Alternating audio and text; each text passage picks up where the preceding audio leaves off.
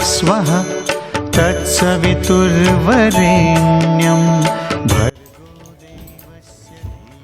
राधे राधे, जय माता की दोस्तों, आप सभी का स्वागत है सनशाइन विद नीमा में। और फ्रेंड्स, आज हम एक बार फिर से आपके लिए बहुत ही महत्वपूर्ण, बहुत ही इम्पॉर्टेंट वीडियो लेकर आए हैं। तो फ्रेंड्स, जैसा कि आपको पता ही होगा कि ये बहुत ही अच्छा मतलब एक 15 दिनों का समय चल रहा है जिसको कहते हैं पितृपक्ष यानी श्राद्ध के ये 16 दिन। तो आप सभी को पता ही होगा कि जो ये पितृपक्ष होता है ये भादों की पूर्णिमा से प्रारंभ होकर आश्विन मास की अमावस्या तक रहता है। यानी 16 दिनों का ये जो समय होता है इसे ही पितृपक्ष कहते हैं, इसे ही श्राद्ध कहते हैं।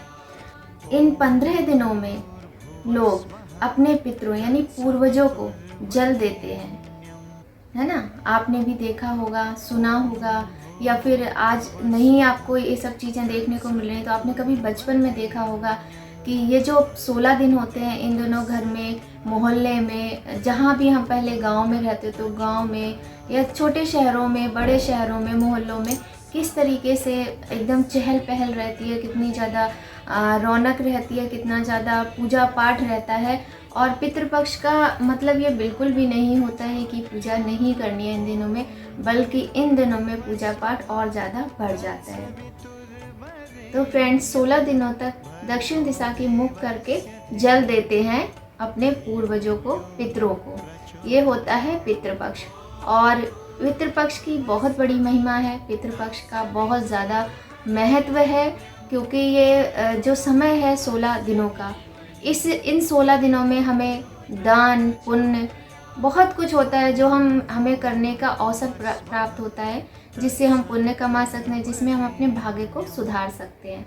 तो उनके और जो पूर्वजों की जो मृत्यु की तिथियां होती हैं, उस तिथि पर इन 16 दिनों में श्राद्ध किया जाता है पूर्वजों की, पितरों की तृप्ति के लिए, है ना। पितृ तृप्ति के लिए श्राद्ध किया जाता है, इसे ही हम पितृपक्ष कहते हैं। पितरों की तृप्ति के लिए श्रद्धा पूर्वक किए जाने वाले कर्म को हम श्राद्ध कहते हैं।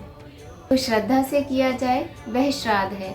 तो फ्रेंड्स, मैं आपको बताना चाहूँगी कि जो पूर्णिमा होती है, भादों की पूर्णिमा का श्राद्ध माना जाता है उस दिन। तो जिन लोगों की मृत्यु पूर्णिमा तिथि में होती है उनका श्राद्ध हम पूर्णिमा तिथि यानी कि भादों की पूर्णिमा को ही करते हैं। उसके बाद प्रतिपदा, द्वितीया, तृतीया, चतुर्थी, पंचमी, षष्ठी से लेकर अमावस्या तक के श्राद्ध किए जाते हैं।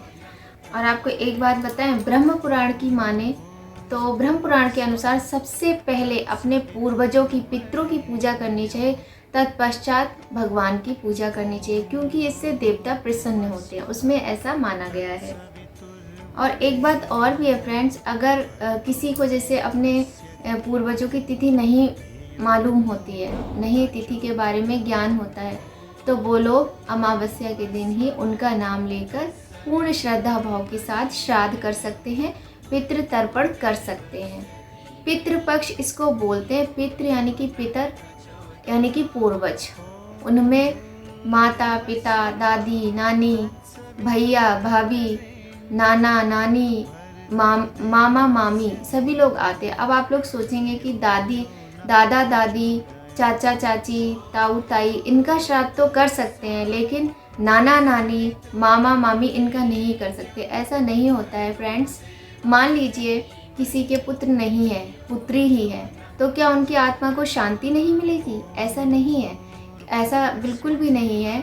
जो बेटियां होती हैं वो भी अपने माता पिता का श्राद्ध कर सकती हैं यदि उनके भाई नहीं हैं, और जो बेटी का पुत्र होता है वो अपने नाना नानी का श्राद्ध कर सकता है, ऐसा विधान बताया गया है।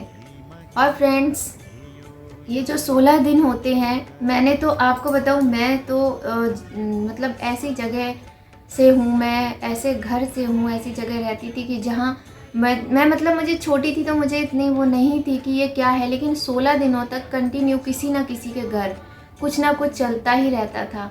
खूब सारा खाना, तरह तरह के व्यंजन, ये सारी चीज़ें होती थी, खाने को मिलती थी। जैसे क्योंकि पहले खानदान होता था, खानदान में बहुत बड़ा परिवार होता था, है ना, उसमें कितने सारे चाचा ताऊ, कितने सारे दादी दादा, बहुत सारे लोग होते थे। तो किसी ना किसी के घर में इस तरह का आयोजन चलता ही रहता था पितृपक्ष में। मंदिर में खाना भेजना है, तो मैं तो यही समझती थी कि ये पूजा पाठ ही होता है, लेकिन आपको बताऊँ सच में ये पूजा पाठ ही तो है। ये दान करना, है ना, भोजन कराना और सच्चे मन से भोजन कराना बहुत ज़रूरी होता है। तो फ्रेंड्स, पितृपक्ष में जो हम भोजन कराते हैं, है ना, उससे हमें बहुत ज़्यादा पुण्य की प्राप्ति होती है। ऐसा नहीं है कि आप मतलब नहीं करा सकते, क्योंकि आजकल आपने देखा होगा कि बहुत ज़्यादा जीवन में सभी के समस्याएं आती हैं, क्योंकि कुंडली में एक दोष होता है जिसे पितृ दोष कहते हैं। पितृ ऋण दोष होता है, पितृ दोष होता है। तो ये जो दोष होता है, इसके कारण बहुत सारे तकलीफ़ों का सामना मनुष्य को करना पड़ता है, बहुत कष्टों को भोगना पड़ता है। तो इसका एकमात्र उपाय यही होता है कि आप पितृ तर्पण कीजिए, पितरों के निमित्त उन्हें भोजन कराइए, पितरों के निमित्त श्राद्ध कीजिए, अमावस्या को पूजन करवाइए। इससे पितृदोष की भी समाप्ति होती है, पितृदोष भी इससे कम होता है। मनुष्य के जीवन में जो समस्याएं आती हैं, कभी कभी हम नहीं जान पाते हैं कि हम कुछ ऐसा कर्म भी नहीं कर रहे हैं, ईश्वर की पूजा भी कर रहे हैं समय पर, फिर भी हमारे साथ ऐसा क्यों हो रहा है। तो उसका बहुत बड़ा कारण फ्रेंड्स होता है कि हमारी कुंडली में पितृदोष होता है। ज़रूरी नहीं है कि बहुत ज़्यादा बड़ा पितृदोष हो, क्योंकि बहुत ज़्यादा बड़ा पितृदोष जब होता है तब तो समझ लीजिए आप उस मनुष्य के जीवन में अचानक से इतना बड़ा दुख आ जाता है ना, कि जो उसने कभी सपने में भी नहीं उसने विचार किया होता है कि कभी उसके जीवन में ऐसा दुख आएगा। ये होता है पितृदोष, और बहुत बड़ा। और मैं तो कहती हूँ ना, मुझे लगता है हर किसी की कुंडली में कहीं ना कहीं थोड़ा बहुत दोष होता है। तो इन दिनों में, इन 16 दिनों में श्राद्ध तो अवश्य ही करना चाहिए। ब्राह्मण को अपने यथाशक्ति भोजन करवाएं, दान दें, वस्त्र आदि का दान करें। इसमें तो छाता, जूते, चप्पल, वस्त्र, सोना, चांदी, गाय, भूमि, मतलब आप जो कर सकते हैं, अनाज किसी भी तरीका, मेवे किसी भी तरीके का अनाज, क्षमा करना, मेवे, फल, मतलब मसाले, हर चीज़ दान की जाती है। क्योंकि कहते हैं ना कि जो हम दान कर रहे हैं, जो हम यदि किसी ब्राह्मण को भोजन करा रहे हैं, तो वो हम यहाँ पे करा रहे हैं, लेकिन जो हमारे पूर्वज जो पितृ हैं ना, उनकी तृप्ति हो रही है। और ये भी आप जानते हैं कि जब हमारे पितृ की आत्मा को शांति नहीं मिलती है, जब किसी भी तरीके से जो उनका अंतिम संस्कार होता है, उनके लिए किए जाने वाले जो भी कार्य होते हैं, उनमें कोई त्रुटि यदि रह जाती, विधिवत मतलब पूर्ण रूप से यदि उनके सारे संस्कार नहीं किए जाते हैं, तो उनकी आत्मा भटकती रहती है और पितृदोष लगता है कहीं ना कहीं। तो हमें तो पता होता नहीं है, इसलिए इन सब चीज़ों के बारे में ना सोचते हुए हमें श्राद्ध पक्ष में पितृ तर्पण अवश्य कराना चाहिए। इसमें कोई दोष नहीं है कि यदि हम मतलब हमारे सब कोई है तो हम क्यों करवाएं, ऐसा नहीं। सब कोई मतलब माता पिता हैं, सभी लोग हैं, तो हम क्यों करवाएं, ऐसा बिल्कुल भी नहीं है फ्रेंड्स। तो फ्रेंड्स, आज की वीडियो में आपने जाना कि पितृपक्ष क्या होता है और श्राद्ध कैसे करते हैं, श्राद्ध क्यों करना चाहिए और पितृदोष क्या होता है। आगे की वीडियो में हम आपके लिए लेकर आएंगे कि पितृ ऋण या फिर पितृदोष क्या होता है, उसके लक्षण क्या होते हैं, हम उसे कैसे पहचानें और उसके निवारण के उपाय। तो फ्रेंड्स, आप हमारी वीडियो से ऐसे ही जुड़े रहिएगा, ऐसी ही अच्छी जानकारी के लिए जो कि आपके जीवन को सुंदर और सुगम बनाएंगी। तो मिलेंगे आपसे दूसरी वीडियो में। राधे राधे, जय माता की फ्रेंड्स।